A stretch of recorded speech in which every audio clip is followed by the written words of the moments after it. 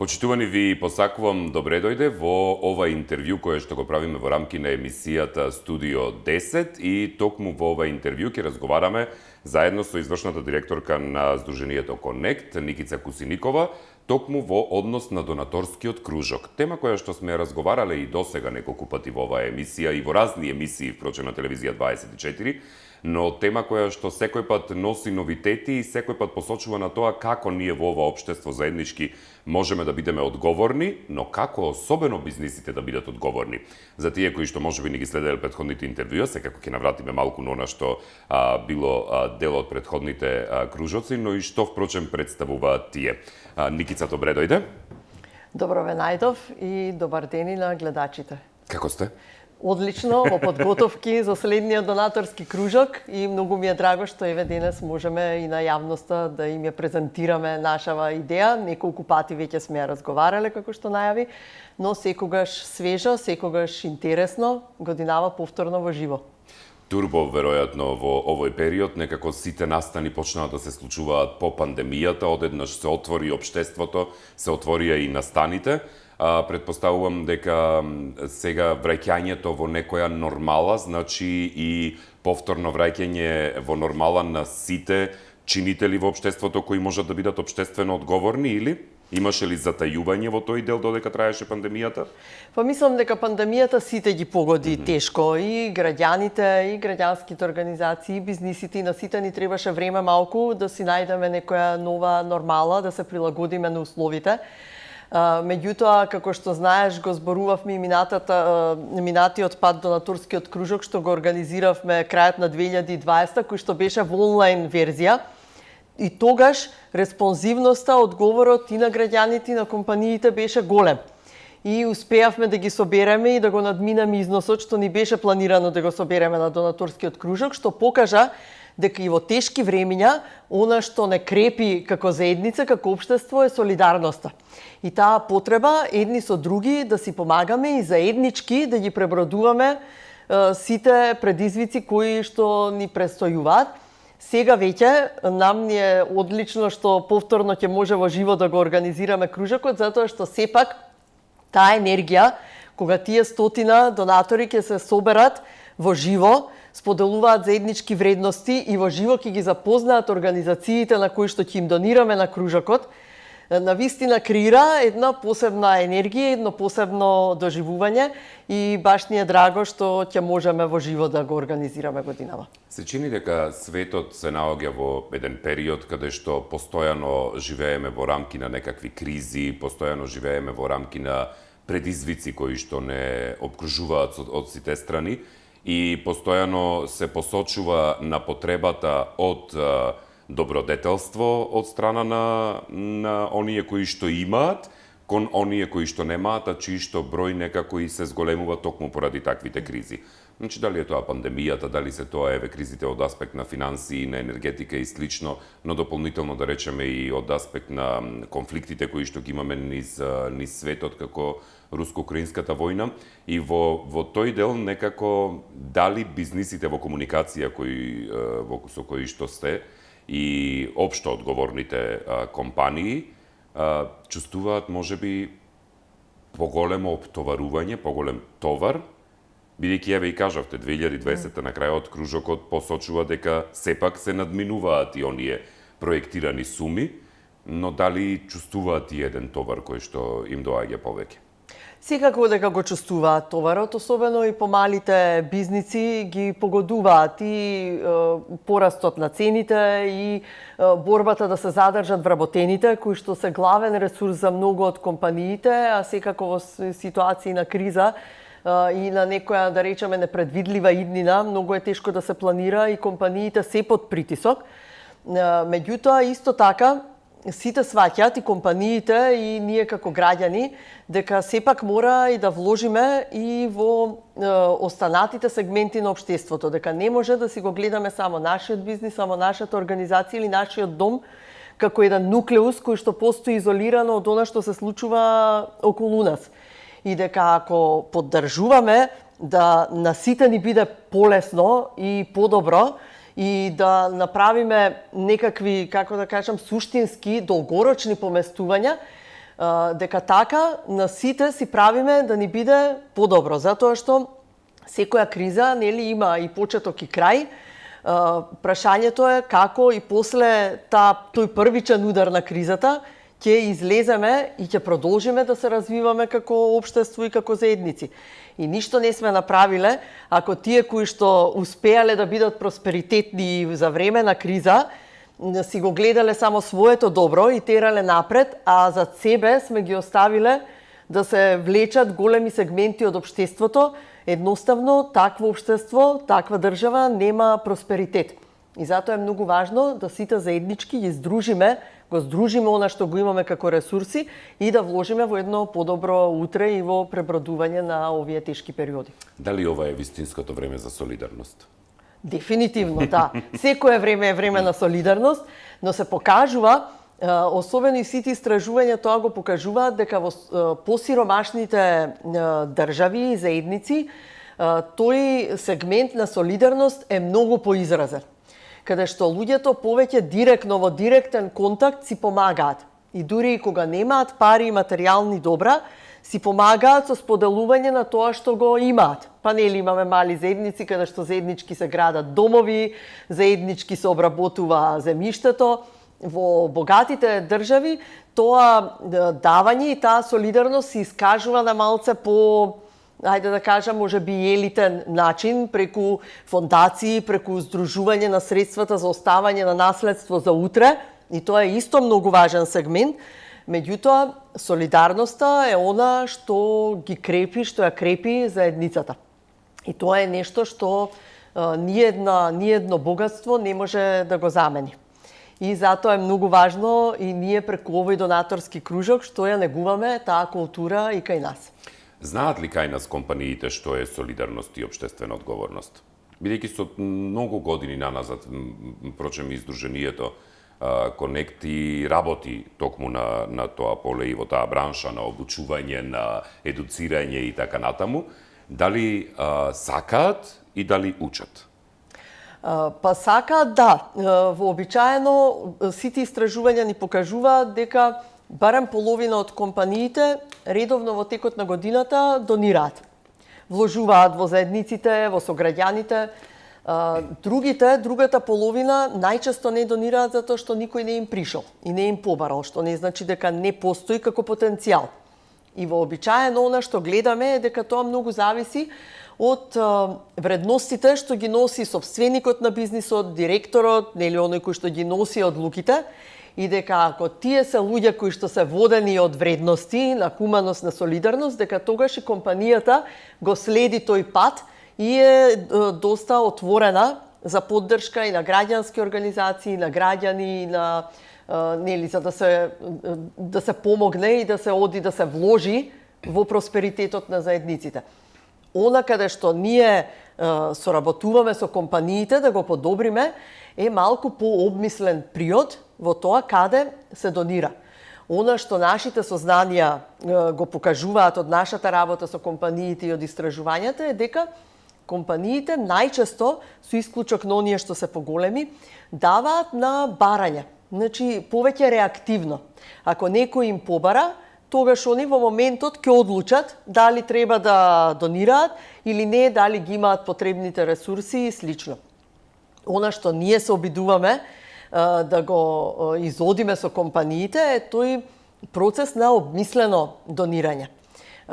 И тој буџет што го имаат предвидено за донации, го испланираат, исто како што си планираме да реновираме стан, како што планираме да одиме на годишен одмор, значи средствата си ги планираме однапред.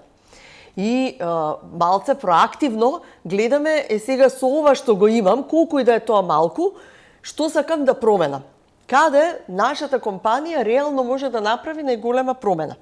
И тогаш се случува тој процес да компанијата проактивно си ги бара партнерите, со организации со кои што во партнерство може да ги реализира тие промени што сака да ги види, било да е животна средина, било да е сиромаштија, било да е здравство, значи во било која област да се идентификува можности каде токму тој бизнис може да направи суштинска промена. Ние сме многу среќни што соработуваме со компании што имаат таков сенс за долгорочно вложување. дека не е само едно лице да се прати на лекување или да се обезбеди храна во моментот кога е неопходна. Тоа е исто така важен дел од поддршката на сограѓаните.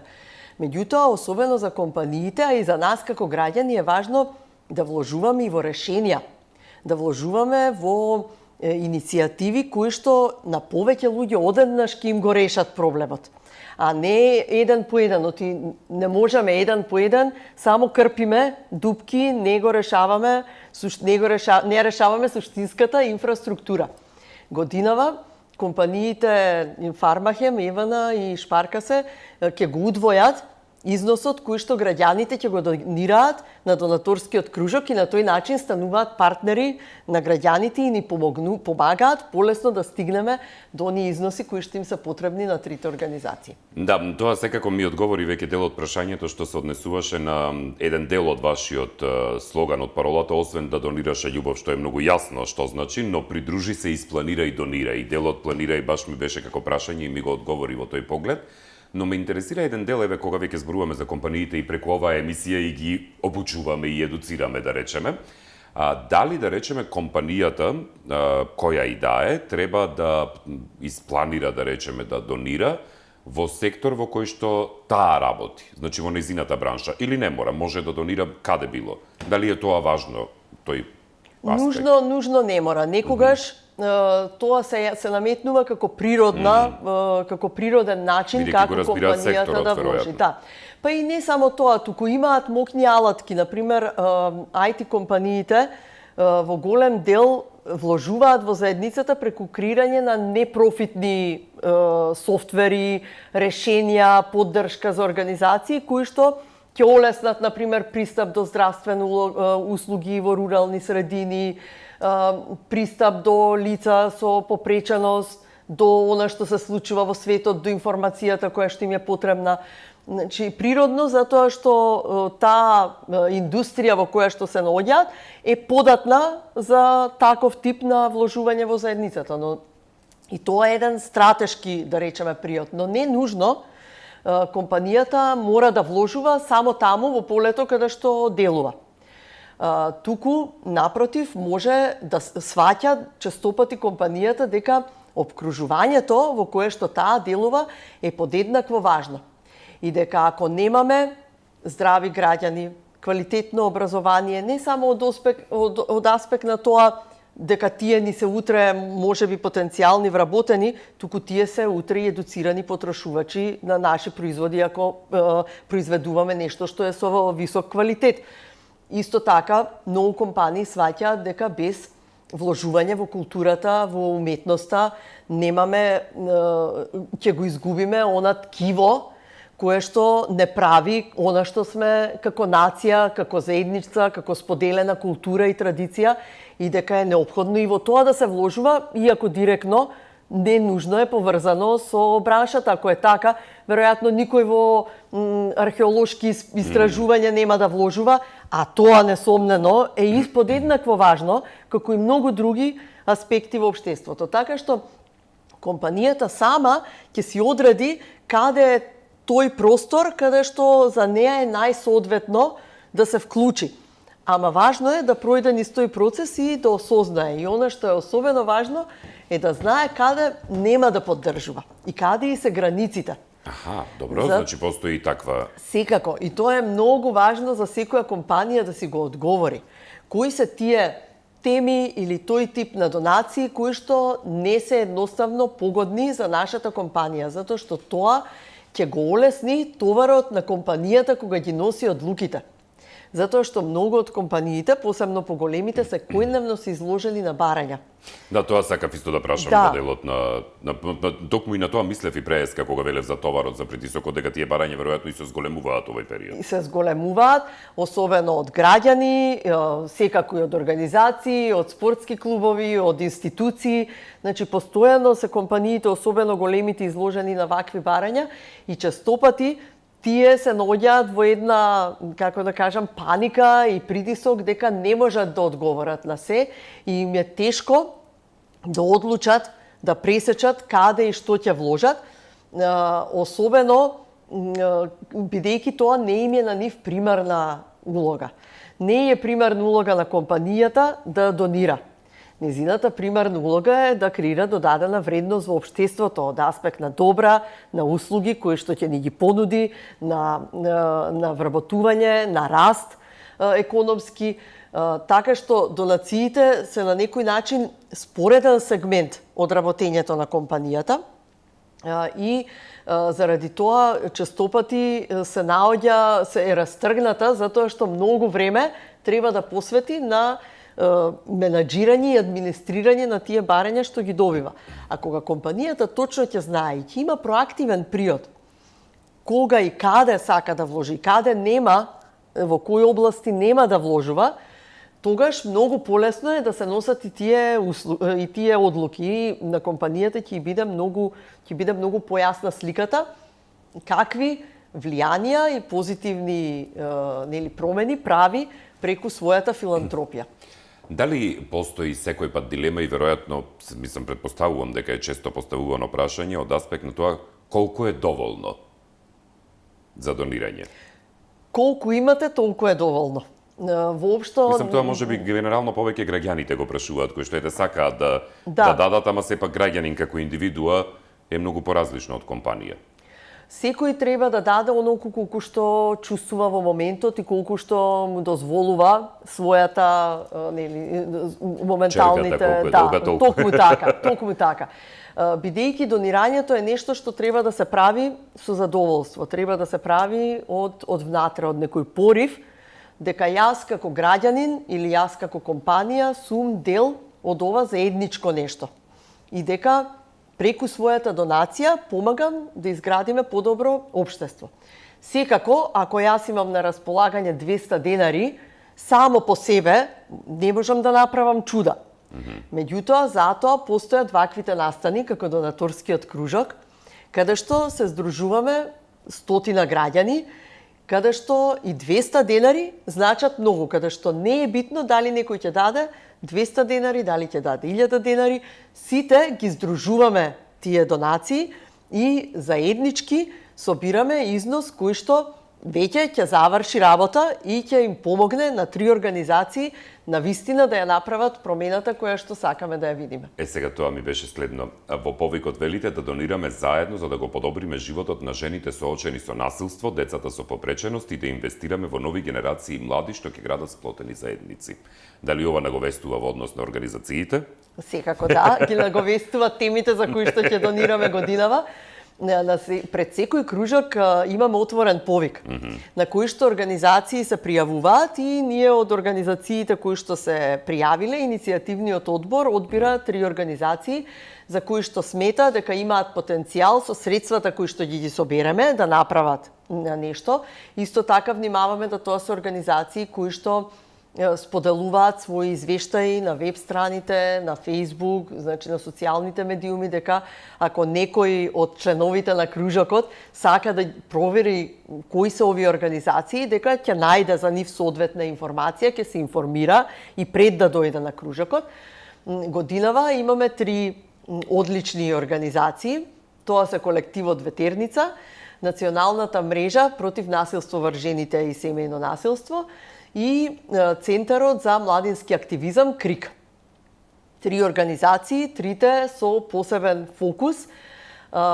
Се надевам дека времето ни дозволува да објаснам за што овие 3 организации работат и зашто ќе ги собираме донациите во четврток на кружокот. Најпрво, колективот Ветерница е организација која што го користи танцот, ја користи уметноста, за да им помогне на децата да се самоспознаат и да се интегрираат полесно во општеството, да се изразат, да си го најдат својот печат во општеството и да се ослободат од некои стеги кои што можеби ги имаат и кои што им оневозможуваат да бидат добри ученици, добри другарчиња, да се вклопат во општеството. Ветерница работи и со деца со попреченост и со деца кои што имаат, така да речеме, стандарден развој, и тие заеднички творат и креираат танцова представа, каде што всушност фокусот е на искажување преку движење на телото. Она што е интересно е дека децата кои што имаат така наречен стандарден развој, вообичаено се постегнати да се изразат преку танц, затоа што од дома вообичаено имаат препреки, држи се вака, не прави овака, внимавај како изгледа тоа што го правиш и како се движиш. Да, тие стандарди се поставуваат. Секако. Реално, да. Дечињата со попреченост се многу поослободени. Тие однапред им е добре дојдена оваа можност да се изразат слободно. И всушност во оваа танцување тие се понапред од останатите деца. Полесно се вклопуваат во целата представа, затоа што едноставно тој израз им доаѓа спонтано однатре.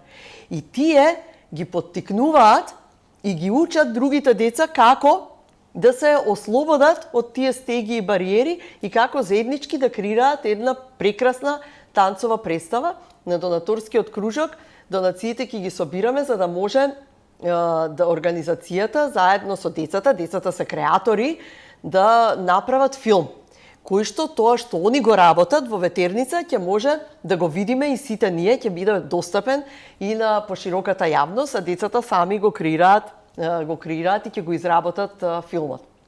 Втората организација, Националната мрежа против насилство врз жените и семејно насилство, веројатно и самиот наслов кажува дека дава поддршка на оние жени кои што сакаат заедно со своите деца да напуштат насилната средина во која што живеат и да се осамостојат, да обезбедат за своите деца и за себе една здрава, сигурна средина која што ќе им овозможи на децата да се развиваат нормално и секако на жените да си го најдат својот пат и да се ослободат од стегите на насилството. Може би не се запознаени повеќето од гледачите дека во најголем дел жените кои што се жртви на насилство, особено на семејно насилство, не се економски доволно моќни да самите и немаат систем на поддршка, честопати не се разбрани ни од своите семејства, ја немаат поддршката за да ја напуштат, за да го напуштат тој насилен дом. И во тој случај Националната мрежа има креирано фонд кој што им дава поддршка на овие жени да добијат правна поддршка, доколку им е потребна, психичко, психосоцијално советување, како да се справат со целата ситуација, како да си помогнат себе си и да им помогнат на децата, стипендирање на децата доколку се во училиште, им се потребни средства и помагаат на жената со привремено сместување, значи да може да се сместат и таа и децата, и возможуваат да најде постабилна работа за да се осамостои, да може после извесен период веќе самата да се грижи за своите деца. Она што е особено добро е, бидејќи станува збор за национална мрежа, таа ги обединува сите организации што работат на оваа проблематика во нашата земја. И всушност ја покрива територијата на цела Македонија. И од било кој крај на земјава, доколку имаме жртва на која што е потребна жена, на која што е потребна поддршка, дека фондот таа поддршка ќе може да ја обезбеди. Така што на донаторскиот кружок донираме за поддршка на овој фонд, за да тој фонд се зголеми и да може на повеќе жени да им ја пружи оваа неопходна, животно важна поддршка. И на крај Центарот за младински активизам КРИК, тоа се млади луѓе кои што работат со средношколци и ги обединуваат, ги разбиваат тие стереотипи на подвоеност помеѓу лицата со попреченост, младите со попреченост и останатите млади. Тие веќе неколку години поред организираат едукативен младински камп, каде што заедно учат, се дружат, растат деца со попреченост и млади други средношколци, кои што заеднички во шатори престојуваат и тоа е еден процес на трансформација не само за младите со попреченост, од кои што поголемиот број првпат добиваат можност да бидат дел од еден ваков младински камп, едноставно немаат такви можности во средината во која што живеат. Меѓутоа, она што е особено значено е дека низ тие младински кампови се прави трансформација и на останатите млади. И тие осознаваат дека различностите кои што ги имаме во нашето општество се вредност и дека треба да ги негуваме и да се сплотуваме. И тие 30 млади потоа таа, да речам, ново стекната отвореност, толеранција, разбирање, прифаќање на различностите го пренесуваат кај своите другарчиња, во своите семејства, во училиштата во кои што учат и на тој начин се шири всушност таа порака на соживот, да не ни се случуваат веќе случаи како со малата Ампла. Токму преку ваквите организации како КРИК постигнуваме да на долг рок креираме нови генерации за кои што заедничкото живење, учење со лицата со попреченост, со нивните сограѓани со попреченост ќе биде нормално нешто и ќе биде прифатено како нормално и ќе се стимулира наместо да се креираат дополнителни бариери. Така што и тука на кружокот ќе прибираме средства за овогодинешниот камп да може да се случи и да овозможи повеќе деца, повеќе млади да се вклучат и да учествуваат. Кои се очекувањата годинава? Во смисла на финансии на едно? И годинава очекуваме, она што ни е зацртана некоја цел, е да собереме по 100.000 денари за секоја од организациите. И на претходниот кружок го надминавме тој износ, јас се надевам дека и годинава ќе биде така. Дека еве и некој од гледачите, ако е заинтересиран, може да ни се обрати во Конект, да ни се придружи на кружокот. Тоа сакав да прашам, дали можат и граѓаните кои што не следат сега да се придружат исто така? Секако, само нека ни се најават, за да знаеме, за да го планираме просторот. Тие годинава си ни тоа некако стандардно. Стандардно водител, меѓутоа и не само водител, туку и поддржувач. Затоа што твојата поддршка и во подготовките за настанот и во реализирањето на донаторскиот кружок е на вистина безцената. Ти благодариме и ние и многу ни е драго што те имаме за соработник и партнер во креирање на едно поубаво општество. При крај сме на интервјуто, ајде уште техничките податоци, кога, каде, што, како? Донаторскиот кружок годинава ќе се одржи во четврток, на 9 јуни, со почеток во 19 часот, во летната тераса на Евана Македонија. Тоа е спроти мостот под Кале. Да, тоа да не настане забуна, значи не е она што е во центар. Да. Така. Не е Мислам, тоа. и ова е во центар, ама не на строгиот центар. Да, на мостот. Спроти владата, ми се чини. Му доаѓа од другата страна на владата. Од прилика, да. Така што таму на летната тераса ќе се собереме, ќе се дружиме, ќе се видиме и ќе донираме, ќе креираме една убава енергија. Организирањето поддршка за другите значи и дека треба да имате и вие поддршка за организација. Што значи поддршката која што е дадена во рамки на кој проект во слично? Секако. Организирањето на секој настан подразбира многу работа и дополнителни и трошоци и ресурси кои што се потребни за да се организира еден ваков кружок. Годинава е поддржан кружокот од УСАИД во рамки на програмата Партнерство за донирање, каде што всушност УСАИД не поддржува да ја направиме, да изградиме една цела инфраструктура за донирање, кој што на сите граѓани и компании ќе им го направи донирањето лесно, брзо, забавно и нешто што ќе може секојдневно да си го практикуваме.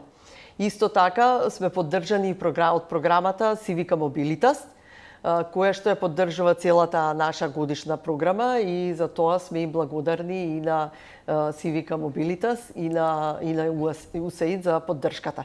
Секако имаме спонзори и компании кои што се вклучија несебично и ќе ни помогнат да го направиме настанот што попријатен, и поинтересен за сите. Никица, јас немам веќе што да прашам, ако имаш нешто да додадеш слободно. Па мислам дека раскажавме се она што треба. Се опативме. Овој настан нас ни е веќе традиционален. Секоја година го организираме, така што сите кои што се заинтересирани и понатаму да се вклучат, секако тој не е ексклузивен клуб.